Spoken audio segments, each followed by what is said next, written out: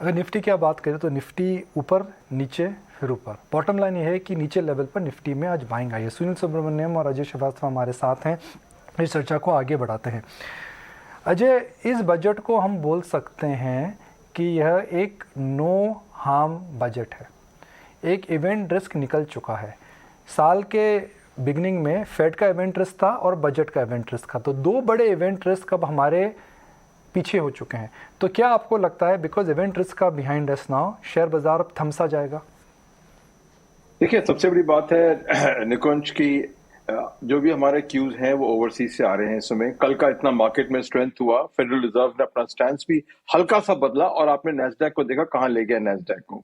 तो हमें भी वहीं से अपना लेना है क्यों कि वहां पे यूएस मार्केट में क्या होगा उसी हिसाब से हमारी मार्केट चलेगी, और वही हो रहा है आज की तारीख में। और आज की तारीख में लकीली इस बजट को स्ट्रेंथ है, शुरू से ही मार्केट में स्ट्रेंथ थी क्योंकि ओवरसीज से परचेज थी, अभी भी फ्यूचर्स अप है ओवरसीज में। बट इस बजट को अगर लेके देखेंगे, इस बजट को अगर लेके देखेंगे तो इसमें जो बड़ी उम्मीद थी, एक जो कोई कह नहीं रहा है, कई कह रहे हैं अलग तरीके से कह रहे हैं कि जो कंजम्पशन की जो स्लो डाउन हुई है उसको ये कैसे रिवाइव करेगी, बिकॉज ये तो सेम प्रिस्क्रिप्शन है पिछले 3 साल का। केपेक्स करेगी गवर्नमेंट, उसके बाद में प्राइवेट इंडस्ट्री करेगी। अरे प्राइवेट इंडस्ट्री तब करेगी केपेक्स जब डिमांड होगी, प्राइवेट इंडस्ट्री नहीं करेगी। आपने सड़क बना दी, उससे कुछ नहीं करने वाली, बिकॉज द पॉइंट इज कि डिमांड ही नहीं है तो उसको क्या करेगी। टू व्हीलर नहीं बिकेंगे तो टू व्हीलर वाली कंपनी क्यों नया प्लांट लगाएगी उसके साथ में। तो फिर वही बात आ गई है कि यही फिलॉसफी जो है, जो कि केपेक्स ड्रिवन फिलॉसफी है, ये हमारे कंज्यूमर स्पेंडिंग को बढ़ाएगी। एक नंबर 2 है, ऑयल $90 पे है। 3 महीने से ऑयल कंपनियों ने दाम बढ़ाए नहीं है, ना कोई चेंज नहीं किया है। इलेक्शन है तो 1 महीने और नहीं करेंगी ना। जो उसका जो नेगेटिव है वो कहां जाएगा, वो अल्टीमेटली या तो ऑयल मार्केटिंग कंपनी को लेना पड़ेगा हिट, बिकॉज बजट में प्रोविजन नहीं है, और ना ही कोई प्लानिंग है कि ये ऑयल की जो प्राइस इंक्रीज है कहां जाएगी। तो उसको देखते हुए हम अगर देखें, इतना बड़ा बड़ा नहीं सोचे, छोटा सोचे कि जो इन्वेस्टी कंपनी है हमारी, उनकी बैलेंस शीट में क्या होगा निकुंज। उनकी बैलेंस शीट में फर्क पड़ेगा, बढ़िया होंगी, खराब होंगी या नीचे जाएंगी, और उस हिसाब से अपना निवेश करना है हमने। और वहां पे निकुंज हमको प्रॉब्लम ये आ रही है कि ये क्वार्टर अगर ठीक नहीं गया है, मोस्ट कंपनी का ठीक नहीं गया है, और ये जो ऑयल के प्राइसेस हैं और ये जो बजट लेके चले, तो अगले 2-3 क्वार्टर उन कंपनियों के लिए कैसे अच्छे होंगे, ये चैलेंज है हमारे लिए। और इसलिए इन्वेस्टमेंट का चैलेंज ये रहेगा, कौन सी ऐसी कंपनियां हैं जो इस सेक्टर को, इंफ्रास्ट्रक्चर को लेके आगे बढ़ेंगी, और कौन सी कंपनियां हैं जो पीछे रह जाएंगी क्योंकि कंजम्पशन फिर भी लैग कर रही है। सुनील सुब्रमण्यम साहब भी मौजूद है, और एक बात मैं दावे से कह सकता हूँ, कितनी भी बड़ी खबर हो, कितनी भी खराब खबर हो, सुनील सुब्रमण्यम जी उसके अंदर हमेशा अच्छी बात ढूंढ लेते हैं। आप ये कैसे करते हैं सुनील जी? नेचर है। नेचर है एक तरफ, दूसरी तरफ है कि एक सोच है अजय जी कि गर्दन हिला रहे हैं। अजय जी बोलते हैं भैया मेरे पास वापस आना, मेरे को और एक कंसर्न फ्लैग ऑफ करने में। आ रहा हूँ वापस, पहले सुनील साहब के पास जाते हैं। Let me feel optimism, let me feel more optimism. देखिए निको, optimism comes from nature also, but also कि जो काम क्या है हमारा काम, मेरा काम तो है कि लोगों को पैसे से 3 से 5 साल के टाइम फ्रेम में वेल्थ क्रिएशन कराना। अगर 3 से 5 साल का आउटलुक होता है तो क्या कि near term bumps, near term speed breakers है ना, उसको हम कैसे पार करके उसके फ्यूचर के विजन, यानी एक ब्लू स्काई अप्रोच रखना पड़ता है, क्योंकि अल्टीमेटली बाय लो सेल हाई होता है ना। तो आज अगर कुछ नेगेटिव न्यूज है और कुछ गिर रहा है, क्या उसमें क्षमता है कि फ्यूचर में बढ़ सके? अगर ये थ्रेड को अब ढूंढने की कोशिश करें तभी लॉन्ग टर्म वेल्थ क्रिएशन होगा, क्योंकि बाय लो सेल है तभी इंप्लीमेंट होगा। तो उस हिसाब से लॉन्ग टर्म ग्रोथ के लिए पॉजिटिव देखना हो तो अल्टीमेटली राइट, इंडिया की कमी क्या है? कैपिटल की कमी है, इंफ्रास्ट्रक्चर की कमी है, और जो भी चीज मैं देख रहा हूं कि उस कमी को कम करे, उस कमी को सुधारने की कोशिश करे, तो वो एक पॉजिटिव बन जाता है ना।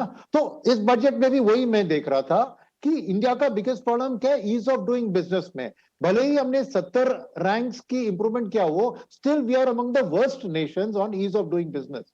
और पीएलआई स्कीम आप लॉन्च कीजिए, एफडीआई को ओपन डोर पॉलिसी कीजिए, सेक्टर्स को ओपन अप कीजिए एफडीआई के लिए, फिर भी रियल पैसा आएगा जब उनको फार्म टू फोर्क कहते हैं ना, वैसे manufacturing status to out of the country.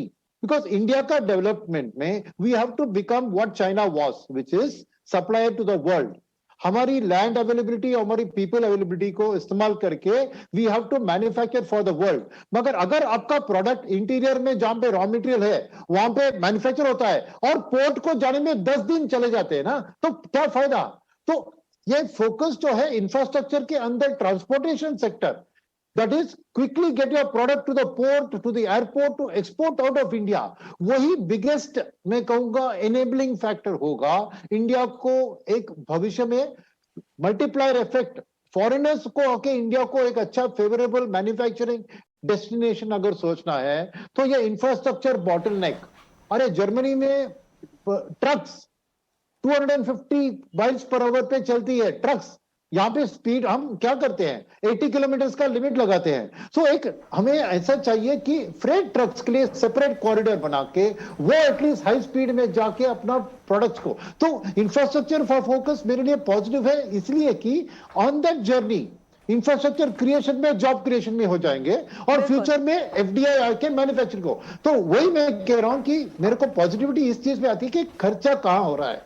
अगर रेवेन्यू पे खर्चा होगा, लॉट ऑफ पीपल की डिमांड थी कि कंजम्पशन को बूस्ट करे। अरे कंजम्पशन को गवर्नमेंट अगर रेवेन्यू अपने एक्सपेंडिचर बिल्कुल सुब्रमण्यम साहब, बिल्कुल बिल्कुल। Even I have got an opportunity, आपसे बात करने के मौके मिले हैं और मैं भी बिल्कुल वाकिफ हूँ इससे कि पॉजिटिविटी झलकती है। और साथ ही अजय जी फर्स्ट टाइम, लेकिन आपके इनसाइट्स भी जानकर बहुत अच्छा लगा। अजय सर और सुनील सर हमारे साथ जुड़ने के लिए, इस बातचीत में अपने व्यूज़ हमें बताने के लिए आपका बहुत बहुत शुक्रिया, अपना समय देने के लिए आपका शुक्रिया। लेकिन चलिए बाजार में जहाँ पर हम देख रहे हैं 17,574 के लेवल्स पर 234 अंकों की तेजी, दिन भर में बाजार में जो मूड माहौल बनता हुआ दिखा है, एक क्विक मार्केट चेक बिल्कुल बनता है। बताने के लिए हमारे साथ प्रियंका जुड़ गई हैं। Priyanka, over to you. बिल्कुल शुक्रिया मानसी। देखिए आज बाजार में जिन सेक्टर्स पर क्लियरली आज एक पॉजिटिव टेक आया, उन सेक्टर्स ने परफॉर्म किया, और जहां पर बाजार को एक्सपेक्टेशन थी और उस एक्सपेक्टेशन के विपरीत डिसीजन आया या फिर कुछ नहीं आया, वहां पर हमें क्लियर रिएक्शन। आप पहले तो देखिए निफ्टी, बैंक निफ्टी कहाँ खुला था, हम लगभग 17,500 के ऊपर ही खुले थे, यानी राउंड अबाउट 200 गैप अप के साथ खुले, और अब उसी पॉइंट पर हम जाकर क्लोज हो रहे हैं। तो एक रेंज में आज कारोबार हुआ, यानी सबसे ज़्यादा आज पैसा अगर किसी ने बनाया तो ऑप्शन सेलर्स ने बनाया, क्योंकि उन्होंने कॉल्स भी बेची होंगी और पुट्स भी बेची होंगी, क्योंकि जब भी बाजार रेंज में रहता है तो ऑप्शन सेलर्स बहुत पैसा बनाते हैं। बैंक निफ्टी ये परफॉर्मर एक अच्छा रहा। हमने देखा बैंक निफ्टी बजट आने से पहले लगभग 1000 पॉइंट्स तक टच कर गया था, अब 1000 पॉइंट्स का अप मूव टच कर चुका था, लेकिन बाजार आने के बाद, क्योंकि मार्केट बजट आने के बाद हमने देखा कि यहाँ पर वो सस्टेन नहीं कर पाया उस मोमेंटम को, लेकिन स्ट्रेंथ फिर भी लूज नहीं की। सबसे की टेक्स क्या थे? पहला टेक, अगर मैं आपको उन स्टॉक्स की बात करूं जहां पर सबसे ज्यादा मूव आया और सबसे ज्यादा गिरावट आई, तो वो कौन से थे? मूवर्स और गेनर्स। अगर हम यहाँ पर बात करें, मूवर्स एंड लूजर्स बात करें, तो यहाँ पर देखिए आप सन फार्मा तो रिजल्ट्स के कारण था, लेकिन उसके अलावा आप दूसरे स्टॉक्स देखें, आया इंडसइंड बैंक, ये सारे पुल बैक का एक ट्रेड थे। इंफ्रास्ट्रक्चर सबसे बड़ा पॉइंट था कि कैपेक्स को जो 35% तक बढ़ाने की बात है, सिर्फ 6.5 लाख करोड़ तक की कैपिटल एक्सपेंडिचर एक्सपेक्ट कर रहे थे एक्सपर्ट्स, लेकिन यहाँ 7.5 लाख आया। तो जाहिर तौर पर construction, infrastructure, road, rail, highway, इन सबको एक पुश मिला, और हमने देखा क्लियरली इंफ्रा काउंटर सारे के सारे, IRB infra, L&T, cement counters, transport, housing finance counters, इनमें अच्छी आपको तेजी देखने को मिली। उसके अलावा कहाँ पर सबसे ज़्यादा मिस आया? बजाज फाइनेंस, क्योंकि डिजिटल वॉलेट्स, डिजिटल पेमेंट्स की भी बात हुई, तो यहाँ पर भी एक इनको बेनिफिट मिलता हुआ दिखाई दिया। अब किन स्टॉक्स में आपको कोई मूव नहीं दिखा, उसमें सबसे ज़्यादा लूजर आपको बीपीसीएल दिख रहा है। उसका रीज़न है क्योंकि डिसइन्वेस्टमेंट के टारगेट को आप देखिए तो पहले ही FY22 के डिसइन्वेस्टमेंट के टारगेट में सिर्फ 5.5% को हम अचीव कर पाए, तो वो तो लक्ष्य से शॉर्ट रहा है। बीपीसीएल का डिसइन्वेस्टमेंट इस फाइनेंशियल ईयर में अब तक मुश्किल दिख रहा है। ये एक बड़ी वजह रही जिसकी वजह से आप देख रहे हैं कि बीपीसीएल पे 4.5%, और इनफैक्ट सारे डिसइन्वेस्टमेंट के काउंटर्स आप देखेंगे ना, कॉनकॉर, सीआईओ, IDBI बैंक, इनमें सब में एक डाउनफॉल था। तो ये एक मिस रहा बजट में कि डिसइन्वेस्टमेंट का जो अब टारगेट भी जो बात की गई है FY23 के लिए, वो भी बहुत छोटा दिखाई दे रहा है। तो ये इन नटशेल बाजार के आज मूव्स मानसी। क्लियरली प्रियंका, शुक्रिया इन नटशेल सब कुछ हमें बताने के लिए। और यहाँ पर हिट्स एंड मिसेस, साथ ही बाजार का क्विक चेक। यहाँ पर ऑफकोर्स बीपीसीएल, आईओसी, HPCL पर अर्निंग्स का रिएक्शन भी था जो कि नजर आया, लेकिन हमारे साथ हमारे टेक्निकल एनालिस्ट दिन भर जुड़े हैं, और इस वक्त रोहित सिंगरे, नागराज, प्रशांत सावंत हमारे साथ जुड़ गए हैं। और दिन भर आपने जो कॉल्स देखे उनकी सुपर हिट आपके टीवी स्क्रीन्स पर लगातार उन्होंने हमारे साथ शेयर किया, वो हमने आप तक पहुंचाई। चलिए उनसे फिर से एक बार बात करते हैं।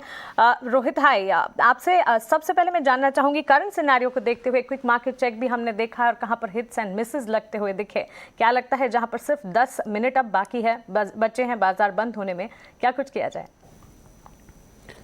मानसी, आई थिंक मुझे लग रहा है कि यहाँ से आप कैरी करके चल सकते हैं पोजीशन का। देखिए जो भी कट आने थे ऑलरेडी आ चुके हैं। पॉजिटिव साइन मुझे लग रहा है कि 17,500 एक बेस का फॉर्मेशन हो चुका है। तो जब तक 17,500 होल्ड कर रहा है, मुझे लग रहा है कि एक बार 17,700 तक आपको देखने को मिल सकता है नेक्स्ट मूव। तो बिल्कुल आप कैरी ओवर करके चल सकते हैं अपनी पोजीशंस को। किसी को फ्रेश बाय करना है निफ्टी के अंदर तो वो भी सजेस्टेड है। मुझे लग रहा है कि 17,700 तक एक बार आपको 1 से 2 दिन के अंदर हम लोग को मूव देखने को मिलेगा। स्टॉप लॉसेस आपके 17,500 के रहेंगे।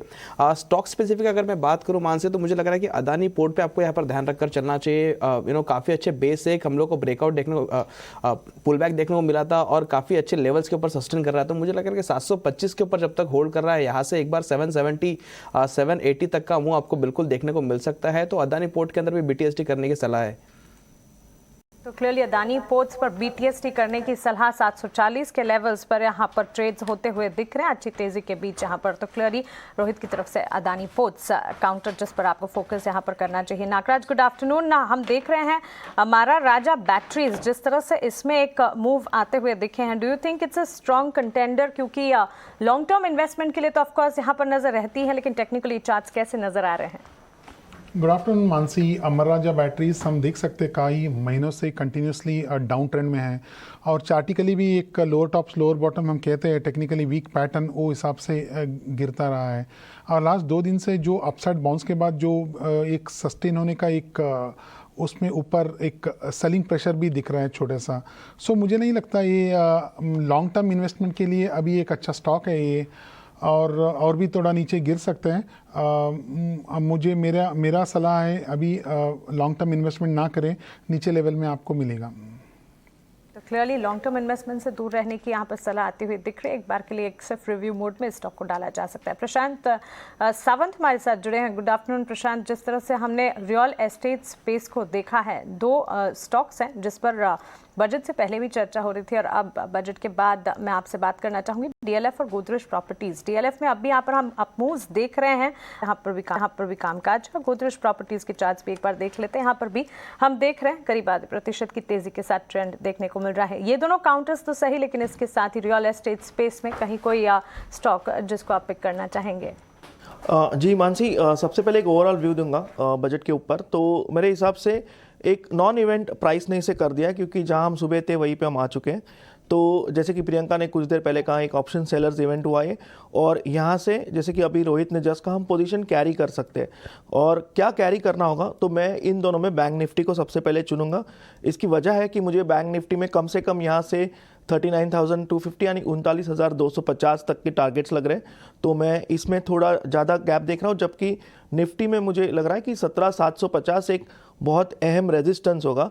तो इसलिए मैं बैंक्स में ज़्यादा फोकस करूँगा।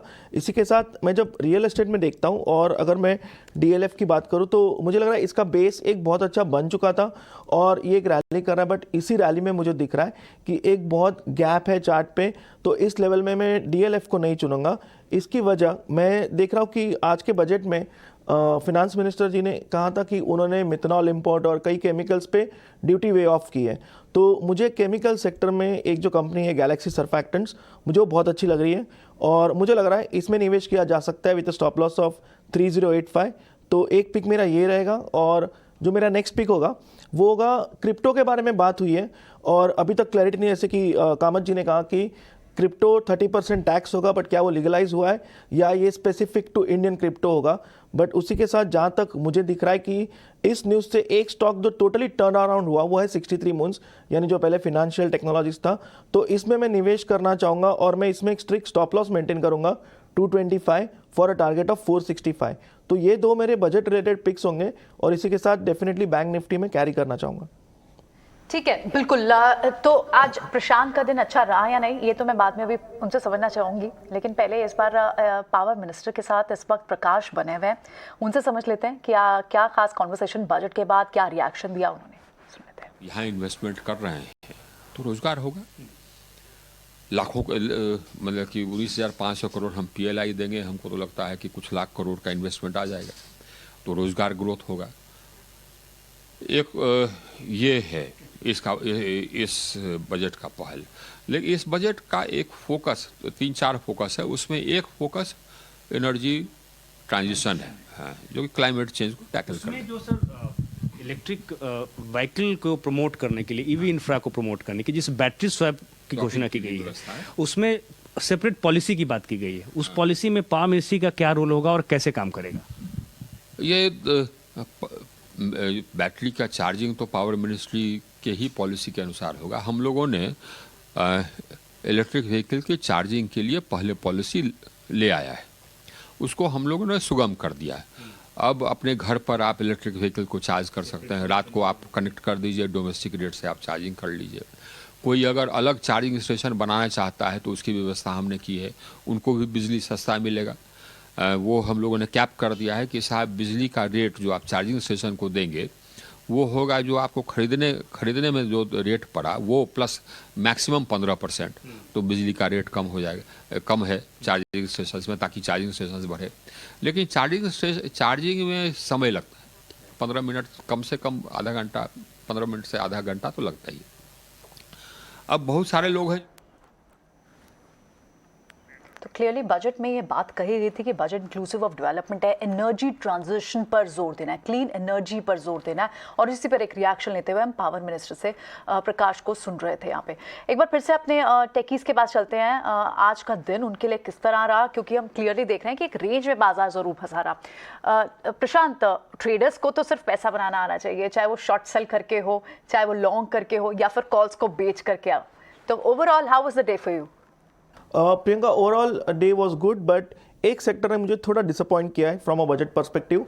मैं डिफेंस सेक्टर में कुछ एक्सपेक्ट कर रहा था कि यहाँ पे कोई अच्छी न्यूज़ आए, अच्छे कोई अलोकेशन हो, specifically with regards to the locally manufacturing companies.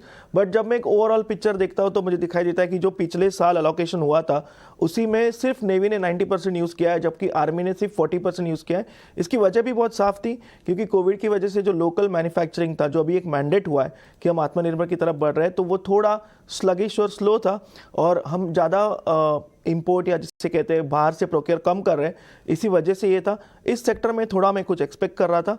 But उसके अलावा अगर मैं देखूँ तो केमिकल सेक्टर, बैंक स्पेशली बहुत अच्छे से रिएक्ट कर रहे हैं, और मुझे लग रहा है यहाँ से एक सेक्टर जिस पे ध्यान रखना होगा वो होगा हाउसिंग फाइनेंस। तो India bull housing finance, HDFC, इन दोनों पे डेफिनेटली ध्यान रखना चाहिए। India bulls housing finance, HDFC, ये सारे काउंटर्स, और डिफेंस कैपेक्स जिसकी उम्मीद थी वहां पर एलोकेशन थोड़ी कम रही, लेकिन डोमेस्टिक कंपनियों को बढ़ावा देने की बात क्लियरली बजट में निकल कर आई। एक बार अपने दूसरे एक्सपर्ट से भी जान लेते हैं उनके लिए दिन कैसा था। रोहित, आपके लिए आज का कैसा दिन रहा? प्रियंका, आई थिंक देखिए एक्सपेक्टेड था कि वोलेटिलिटी थोड़ा रहेगा, वो हिसाब से हम लोग ने थोड़ा करेक्शन देखा, बट अगेन टेक्निकली काफ़ी साउंड दिन रहा है, बिकॉज बायन डिप का स्ट्रक्चर था और वहाँ से हम लोग ने काफ़ी अच्छे सपोर्ट टेस्ट करने के बाद में वापस डे हाई की तरफ हम लोग मुड़े हैं। तो मुझे लग रहा है कि टेक्निकल वे में काफ़ी बढ़िया दिन रहा है। स्टॉक स्पेसिफिक एक्शन हम लोग ने जितने भी स्टॉक्स रिकमेंड्स किए, काफ़ी अच्छा मूव उसमें भी देखा है। एक स्टॉक रिसेंटली मेरे चार्ट रडार पर आया है, उसका नाम है श्रीराम ट्रांसपोर्ट फाइनेंस। काफ़ी बढ़िया ब्रेकआउट रिसेंटली देखने को मिल रहा है, डबल बॉटम का ब्रेकआउट हम लोग को डेली चार्ट्स पर देखने को मिल रहा है। जो ब्रेकआउट जोन था वो 1250-1255 था, करीब करीब 1280 का रेट चल रहा है। मुझे लग रहा है कि यहाँ पर भी आप बाय करके चल सकते हैं। काफ़ी हेवी करेक्शन हम लोग ने ऊपरी लेवल से देखा है, उसके बाद में एक डबल बॉटम का स्ट्रक्चर बना है, जो कि एक काफ़ी स्ट्रॉन्ग रिवर्सल स्ट्रक्चर मानते हैं हम लोग टेक्निकली, और ब्रेकआउट के अंदर जो वॉल्यूम है वो काफ़ी सब्सटेंशियल है। तो मुझे लग रहा है कि यहाँ से कहीं ना कहीं आपको एक बॉटम फॉर्मेशन का स्ट्रक्चर होता है ये। तो मुझे लग रहा है कि अब यहाँ से जो नेक्स्ट लेग ऑफ मूव आपको देखने को मिलेगा वो 1400 और 1500 तक देखने को मिलेगा। तो रिस्क रिवॉर्ड रेशो काफ़ी फेवर में बैठ रहा है, बिल्कुल नॉट टू मिस स्टॉक है श्रीराम ट्रांसपोर्ट फाइनेंस। 1220 का एक स्टॉप लॉस आपको लगा के चलना है। पहला स्टॉप लॉस मेरा रहेगा, पहला टारगेट मेरा रहेगा 1400 का, और दूसरा टारगेट मेरा रहेगा 1500 का। तो श्रीराम ट्रांसपोर्ट फाइनेंस मेरा एक हाई कन्विक्शन कॉल आप कह के चल सकते हैं इसको। तो clearly not to miss high conviction call Shriram transport finance 1284 के लेवल्स पर यहाँ पर ट्रेड हम देख रहे हैं करीब 5% की बढ़त के साथ यहाँ पर कामकाज और रोहित की तरफ से उनकी एक और टॉप पिक यहाँ पर श्रीराम ट्रांसपोर्ट फाइनेंस आती हुई। लेकिन नागराज जी आपसे अब जानना चाहूँगी फार्मास्यूटिकल और हेल्थ केयर स्पेस की अगर बात करें, फार्मा स्पेस का काफ़ी हद तक यहाँ पर कहना था कि हेल्थ केयर को लेकर कुछ हेल्थ केयर इंफ्रा को बढ़ावा देने के लिए कुछ होना चाहिए। कुछ तमाम स्टॉक्स हैं जिस पर फोकस भी है और एक एक्शन भी देखने को मिला है। फार्मास्यूटिकल इंडेक्स से सिप्ला पर एक बार गौर कीजिए, सन फार्मा एक बार देखिए करीब 7% की बढ़त के साथ ट्रेड कर रहे हैं। कैसे नजर आ रहे हैं चार्ट्स आपको?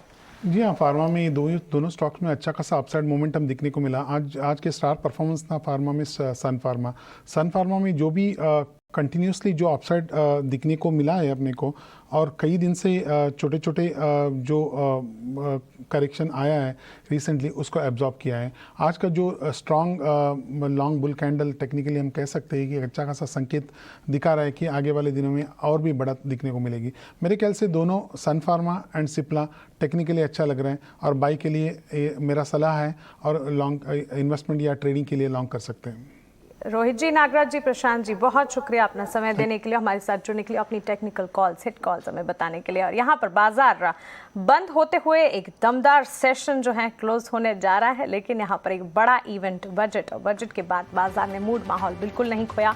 बजट के दौरान भी हमने देखा आज दिन भर बाजार में एक्शन बिल्कुल कायम रहा। एक डिप जरूर बीच में देखने को मिला, लेकिन उसके बाद बाजार ने फिर से जो बाउंस देखा है, जो रिबाउंड आता हुआ दिखा, काबिल तारीफ 58,951 के लेवल्स पर सेंसेक्स 17,604 के स्तर पर निफ्टी कर रहा है 264 अंकों की बढ़त पर ट्रेड। 587 अंकों की तेजी बैंक निफ्टी में 38,000 के पार यहाँ पर कामकाज। जब निफ्टी मिड कैप इंडेक्स 30,630 के लेवल्स पर अच्छी बढ़त के साथ ट्रेड करते हुए हैं। कुछ स्टॉक्स प्रियंका जो आपकी नजर में है? देखिए, मेरे नज़र में बिल्कुल वो स्टॉक्स हैं जहां पर होगी ग्रोथ, जहां होगी खूब इंफ्रास्ट्रक्चर यानी कैपिटल एक्सपेंडिचर की बात। तो आप मेटल पैक को देखें, यहाँ पर आपको 4.5% की तेज़ी के साथ मेटल पैक बंद होता हुआ दिखाई दे रहा है। कमोडिटीज़ में अच्छी खासी तेज़ी आपको दिखाई दे रही है। आज रिजल्ट्स का भी एक अच्छा रिएक्शन देखा हमने, देखा सन फार्मा, नवीन फ्लोरीन, इन सब के रिएक्शंस रिजल्ट्स के बाद भी हमने देखा कि इन स्टॉक्स में अच्छा है। और बाउंस बैक आपको पूरी तरह से आज बजट ने जो बड़ी बातें पिक की वो आपको स्टॉक्स के एक्शन में, स्टॉक्स के प्राइस में भी मूवमेंट वो दिखाई देती है, और वो क्लियरली दिखी ग्रोथ ओरिएंटेड स्टॉक्स में यानी इंफ्रास्ट्रक्चर स्टॉक्स में। डिसअपॉइंटमेंट या फिर आज जो बाजार ने जिस तरह से बिल्कुल शार्पली रिएक्ट किया वो थे डिसइन्वेस्टमेंट वाले कैंडिडेट्स यानी BPCL, BEL, आपको क्योंकि बहुत ज्यादा डिफेंस पे निकल कर नहीं आया, तो वहां पर आपको कुछ थोड़ी सेट ऑफ डिसअपॉइंटमेंट जरूर दिखाई। तो BPCL, IDBI bank, SCI, Concor, ये सारे वो डिसइन्वेस्टमेंट के stocks, disinvestment candidates for FY23, FY22 का ही पूरा नहीं हो पाया, तो ये सारे एक काउंटर जरूर थे जहां पर हमने एक BPCL में एक डिसअपॉइंटमेंट जरूर देखी। फिलहाल मार्केट्स उसी लेवल्स के आसपास बंद हुई हैं जहां ओपन हुई थी, और इस वक्त बाजार में आज दिन भर पूरा एक्शन हमने आज ET Now स्वदेश पे एक मेगा पैनल पर यही कोशिश की अपने व्यूअर्स को आसान भाषा में समझाना, इसके तकनीकी साथ ही फंडामेंटल बेसिस भी समझाना बाजार के कि इसे आपको लंबे नजरिए से किस तरह से फेवरेबल वे में देखना होगा। तो फिलहाल छोटा सा ब्रेक, लेकिन लगातार बजट से जुड़ा हुआ सारा एक्शन अब भी ET Now स्वदेश पे बना हुआ है। आगे भी हमारे साथ होंगे, बड़े फेसेस कहीं मचाएगा। नमस्कार।